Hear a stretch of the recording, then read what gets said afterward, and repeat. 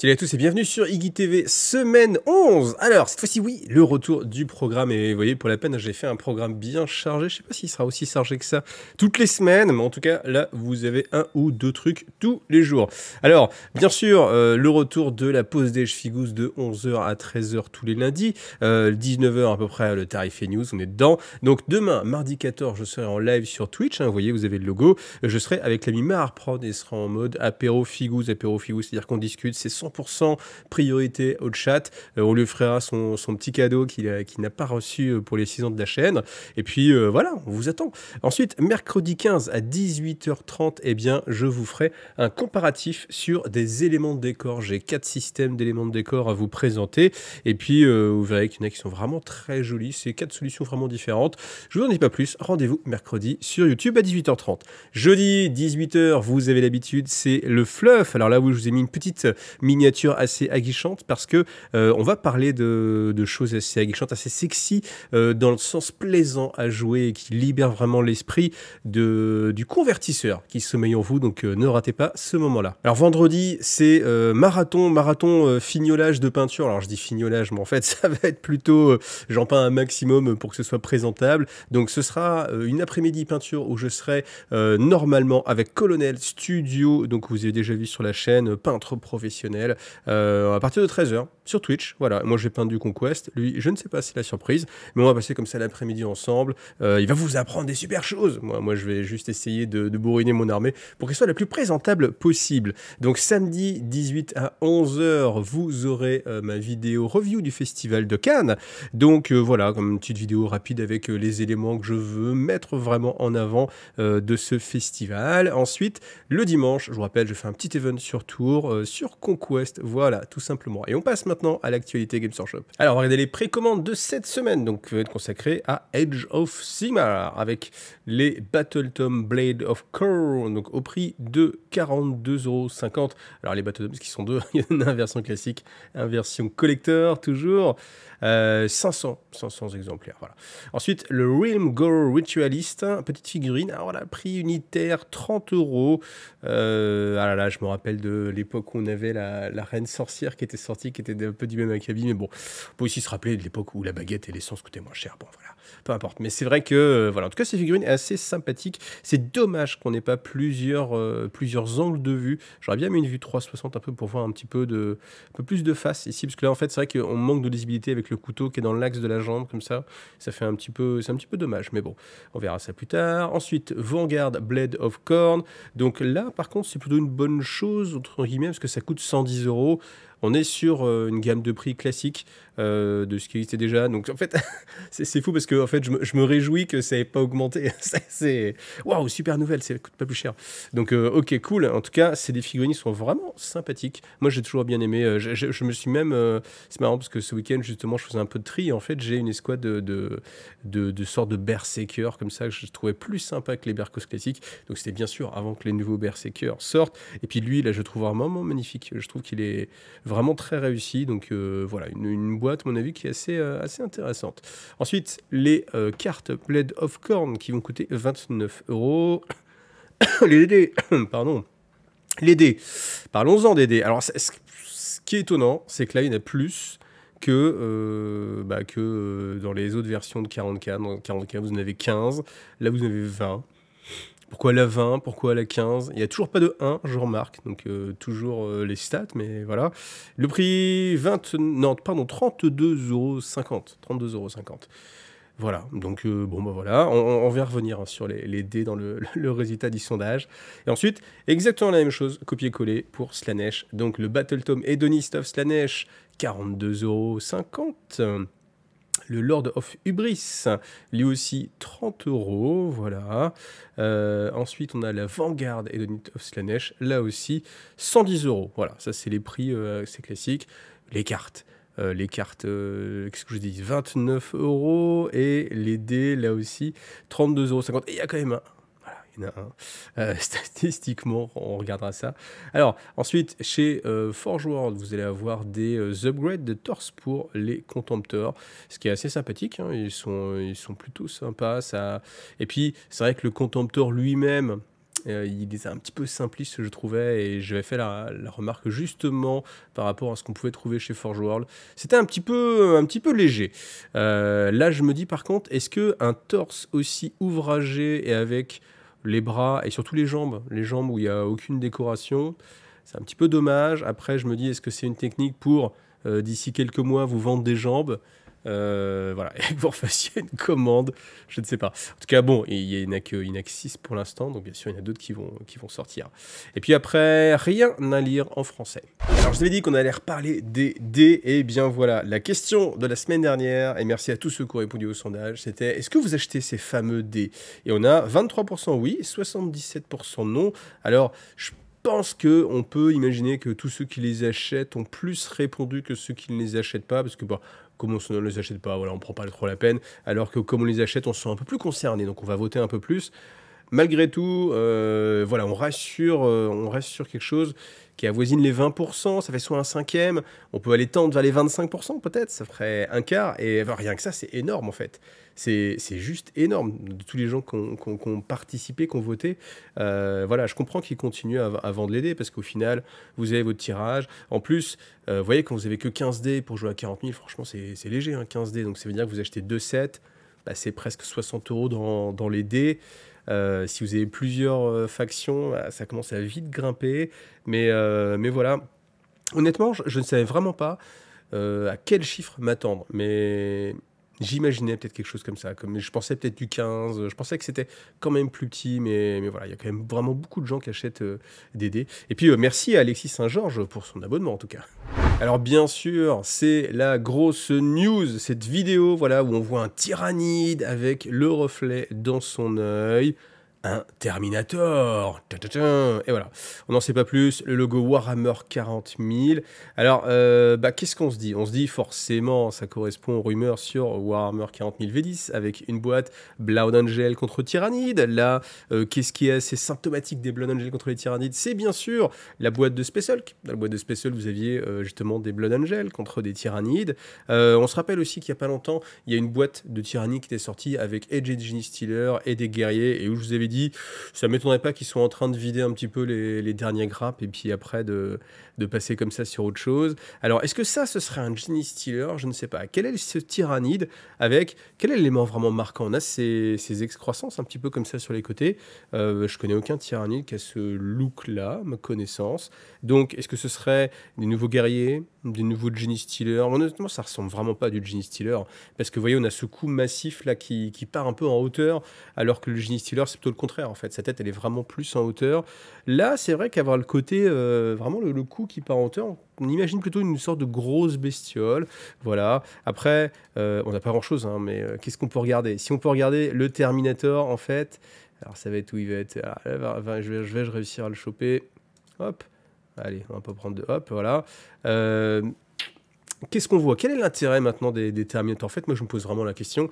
À une époque où tout le monde va jouer du Primaris ou joue du Primaris, des Terminators, hormis pour les vieux de la vieille, un petit peu le syndrome rappelle-toi, c'était génial.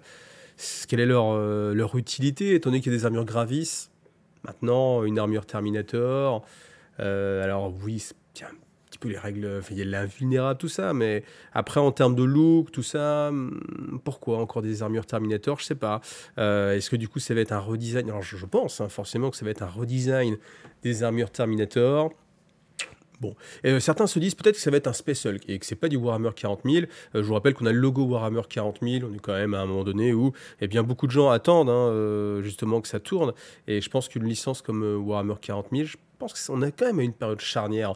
Il y a vraiment beaucoup de gens qui sont assez déçus de cette version de V9. Moi, je l'entends souvent. Hein, je dis rien que les gens viennent me voir et font ouais, la V9, machin, compliqué. Alors, il y a quand même encore beaucoup de gens qui jouent, mais c'est vrai que je pense qu'on arrive à un petit peu en bout de course de cette version-là. Et il y a tellement eu de rumeurs que bah, forcément, tout le monde attend la V10. Et si la V10 ne vient pas, ça peut encore plus décevoir les gens. Donc, il faut qu'il y ait une V10. Maintenant, je me suis dit ça. Je me suis dit peut-être pourquoi pas une sorte de V9.5, un truc comme ça. Je sais pas pourquoi je me suis dit ça. Alors voilà, j'ai aucune information, je ne vais rien vous dire. Mais je me suis dit peut-être que ça va être je sais pas pourquoi, mais le fait que ça passe en V10, je sais pas, peut-être qu'ils se réservent ça, mais bon, non, je pense on va passer en V10. Alors sur cette boîte, qu'est-ce que ça peut être? Rappelez-vous, ce qui était fait avec Indomitus, c'était une boîte qui était mise en avance, ça sera toujours le cas, à l'été, et qui peut être une amorce, c'est-à-dire que c'est pas la boîte de démarrage. Vous avez toujours une boîte de démarrage Warhammer 40 000, mais la boîte Indomitus qui était sortie, c'était pas cette boîte de démarrage, c'était une autre boîte. Et peut-être qu'on peut avoir quelque chose d'encore plus marqué avec... Peut-être, on peut l'imaginer, Ark of Omen avec les arches fatidiques et donc les sections, hein, les décors comme ça, qui soient réutilisés.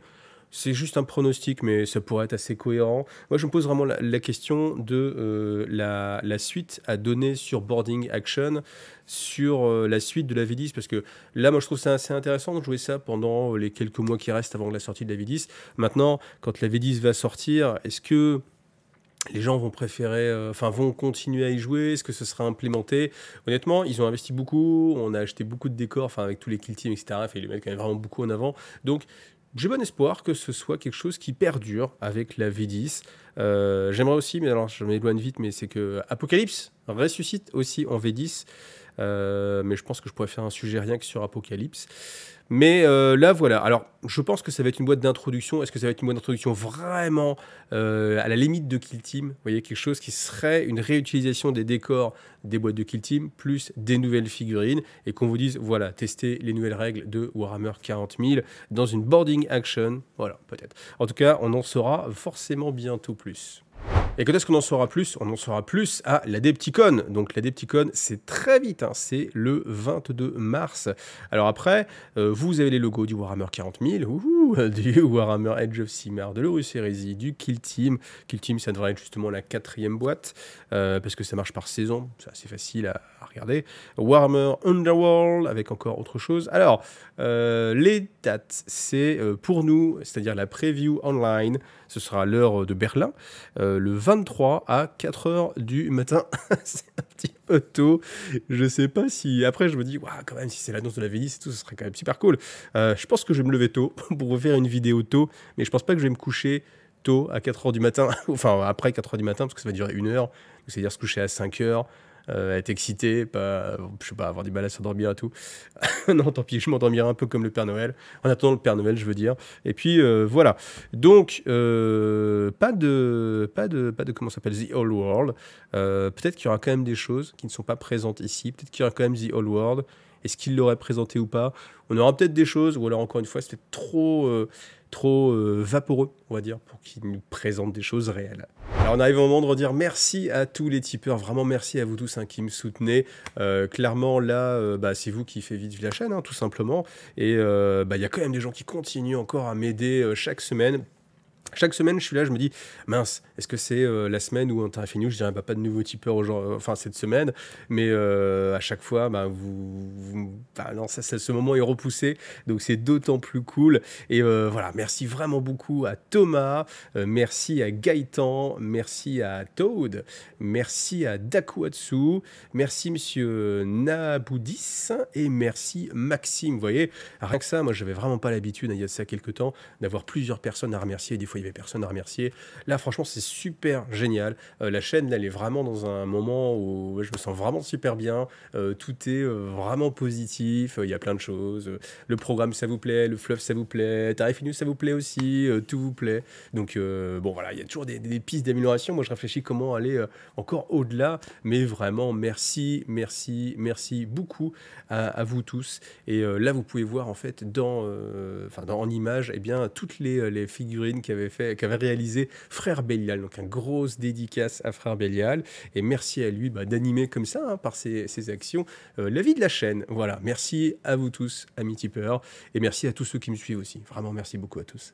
Alors, ce sondage de la semaine, il est extrêmement simple, ou plutôt il aurait été extrêmement simple. Je voulais vous dire, bon, est-ce que vous pensez qu'on va arriver à Warhammer 40 000 V10? Puis après, je me suis dit, bon, là, ouais, ça fait vraiment le mec qui n'a pas d'idée pour faire des sondages. Mais du coup, je vais aller plus loin, et je vais vous poser une autre question. C'est, est-ce que vous pensez que la l'armure Terminator a encore sa place, une nouvelle édition de l'armure Terminator a encore sa place maintenant à notre époque, ou est-ce que au final, il faudrait laisser tomber l'armure Terminator? Voilà, vous voyez, on va un petit peu plus loin, parce que honnêtement, j'aurais eu du 95%, oui, je pense que la V10 va arriver bientôt, mais bon, après, n'hésitez pas à vous exprimer aussi en commentaire, les commentaires sont aussi là pour ça. Si vous avez d'autres idées, je vous rappelle aussi que je vais faire des Iggy Comeback. Dans les Iggy Comeback, on reprend les commentaires, donc n'hésitez pas. Et puis, le sondage de la semaine, encore une fois, la place de l'armure Terminator au 42e millénaire, non, 41e millénaire. Alors, je vous disais qu'on allait revenir sur The Old World, et là, on a des choses. Donc, on a des casques bretoniens avec des boucliers.